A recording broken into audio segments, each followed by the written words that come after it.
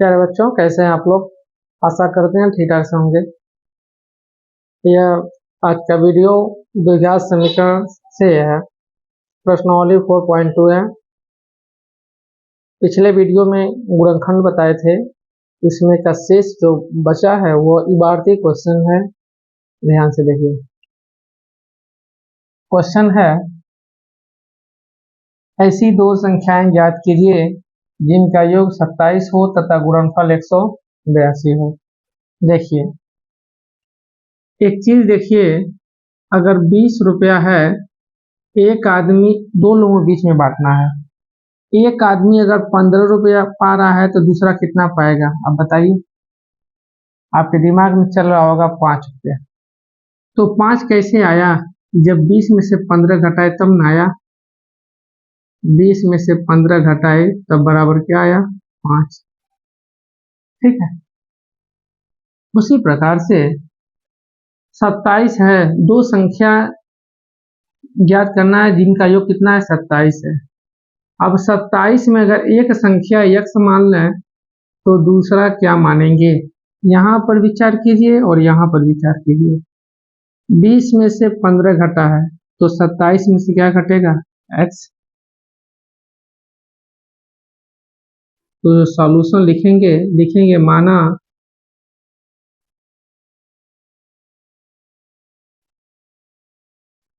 संख्याएं x तथा 27 minus x है। प्रश्नानुसार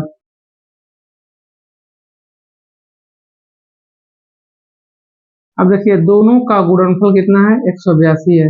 x गुणे 27 माइनस x बराबर 182। x का गुणा 27 में करेंगे तो हो जाएगा 27x। x का गुणा x में करेंगे तो x स्क्वायर। ठीक है, 182 इधर आएगा तो माइनस 182 हो जाएगा बराबर 0। एक्स स्क्वायर यहाँ पर प्लस है, यहाँ पर क्या है, माइनस है। तो पहले एक्स स्क्वायर वाला पद लिखिए, minus x square plus 27x minus 182 बराबर 0। अब देखिए आगे माइनस है, लिख दीजिए दोनों पक्षों में माइनस का गुणा करने पर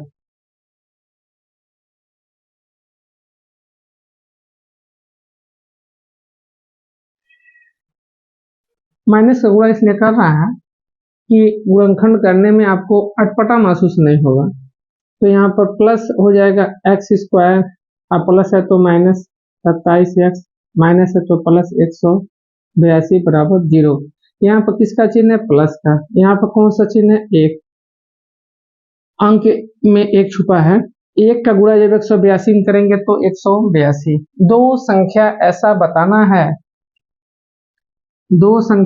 बताना है जो गुणा करने पर 182 हो, ठीक है, और जोड़ने पर क्या हो, 27 हो।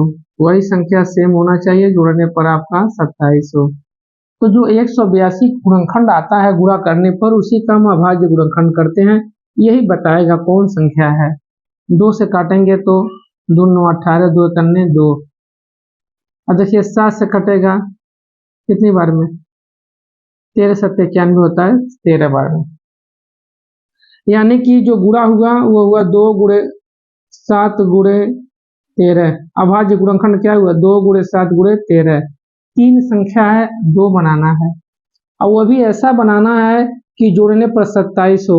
तो 2 का गुणा 7 में कीजिएगा 14 आएगा, 13 रहने दीजिए।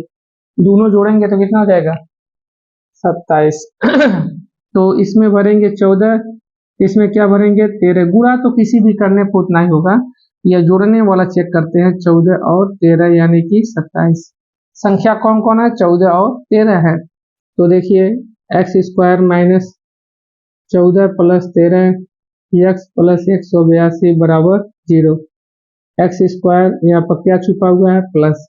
अब इस कोष्टक के अंदर माइनस जा रहा है, एक बार प्लस आ रहा है, एक्स आ रहा है, तो प्लस माइनस में करेंगे तो minus 14x minus 13x plus 182 बराबर 0। कॉमन लीजिए, इन दोनों में कॉमन x है तो x माइनस 14, इसमें कॉमन है क्या, 13। 13 कॉमन रहेगा तभी नहीं यहाँ पर x बचेगा, प्लस अब माइनस कॉमन लेंगे तो प्लस का क्या हो जाएगा, माइनस बराबर 0। दोनों में सेम मिलना चाहिए।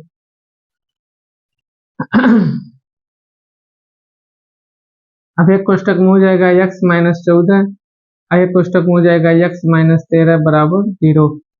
लिखेंगे x माइनस 14 बराबर 0, x बराबर इधर जाएगा तो 14, x माइनस 13 बराबर 0, x बराबर 13। इसलिए लिखेंगे जब x बराबर 14 तब संख्याएं, देखिए x का मान यहाँ 14 भी मान्य है, 13 भी मान्य है। जब दोनों संख्याएं मान्य है तो यहाँ पर संख्याएं क्या मान्य है, x तथा 27 माइनस x। तो देखिए, तो एक x माने थे और ये क्या माने थे, 27 माइनस x मान रखेंगे ना, 14 और 27 माइनस 14, तो 14 का मान कितना हो जाएगा, 13। यह एक आंसर हो गया।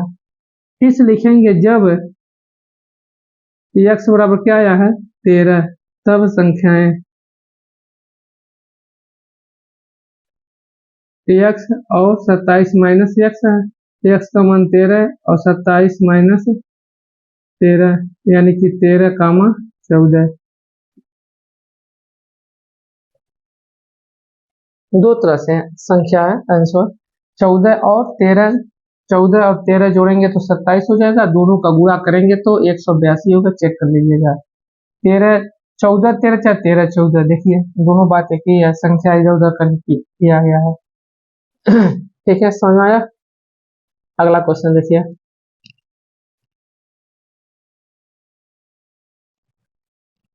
अगला क्वेश्चन है दो क्रमागत, क्रमागत माने क्रम से आएगा संख्या। दो क्रमागत धनात्मक पूर्णांक ज्ञात कीजिए जिनके वर्गों का योग 365 है। तो यहाँ पर जो संख्या दिया है क्रमागत, उसको माना मानना पड़ेगा। तो लिखेंगे माना दो क्रमागत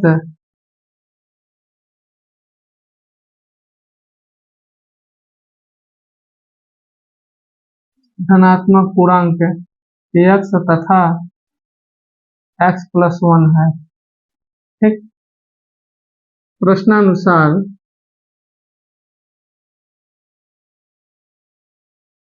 उनके दोनों के वर्गों का योग यानी x का वर्ग प्लस x प्लस 1 का वर्ग बराबर 365। x का वर्ग करेंगे तो x स्क्वायर, x प्लस 1 का स्क्वायर करेंगे तो a स्क्वायर x स्क्वायर, एक का वर्ग एक प्लस 2 गुणे पहला गुणे दूसरा, 365 इधर बुलाइए तो माइनस 365 हो जाएगा बराबर 0। समझ में आ रहा है। एक्स स्क्वायर कितना हो गया, 2x स्क्वायर प्लस 1 प्लस 2 करने 2x माइनस 365 बराबर 0। 2x स्क्वायर प्लस 2x, 365 के आगे माइनस है। अब 365 का जो अंक वो बड़ा है तो उसके आगे माइनस है तो माइनस लगा दीजिए, प्लस 1 निकल जाएगा तो क्या हो जाएगा 364। जिसमें से घटता है उसी के आगे का चिन्ह लगता है। देखिए दो कॉमन है तो यानी 2 से भाग दे दीजिए, लिख दीजिए दोनों पक्षों में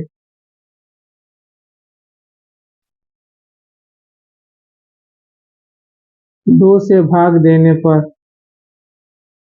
2 से भाग देंगे तो x स्क्वायर हो जाएगा, यहाँ पर भी x बचेगा, 2 से भाग देंगे तो क्या हो जाएगा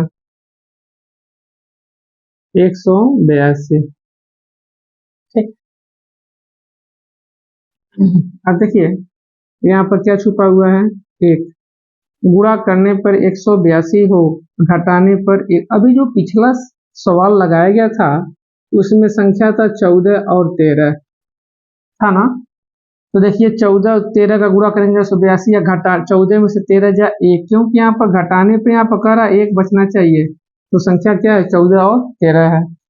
तो लिखेंगे x square plus 14 minus 13 x minus 182 बराबर 0। 14 का गुणा कीजिए 14 एक्स माइनस 13 एक्स 182 बराबर 0।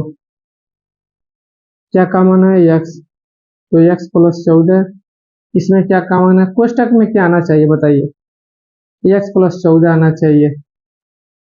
अब x के साथ में कौन है, 13 है, तो 13 को बाहर कर दीजिए, कॉमन हो जाएगा। एक यह भी ट्रिक है, ऐसे भी पकड़ सकते हैं। अब x प्लस 14 दोनों कोष्ठक में, तो एक बार लिख लीजिए x प्लस 14, एक कोष्ठक में हो जाएगा x माइनस 13 बराबर 0। अब एक बार x प्लस 14 बराबर 0, तो x बराबर हो जाएगा माइनस 14। प्रश्न में कह रहा था धनात्मक होना चाहिए, इसलिए माइनस में आया तो अमान्य हो गया। एक और है x माइनस 13 बराबर 0, तो x बराबर क्या हो जाएगा 13, ठीक है, यह क्या हो जाएगा मान्य। अब देखिए, इसलिए जब x बराबर 13 इसलिए इसलिए माना दो क्रमांक धनात्मक, इसलिए दो क्रमागत धन पूर्णांक क्या माना गया था, x तथा x प्लस 1। अब x बराबर 13 रखने पर क्या हो जाएगा 13 तथा 13 में एक जोड़ देंगे तो क्या हो जाएगा 14। देखिए क्रम से है, 13 के बाद 14 आता है, 13 के बाद क्या आता है 14 आता है।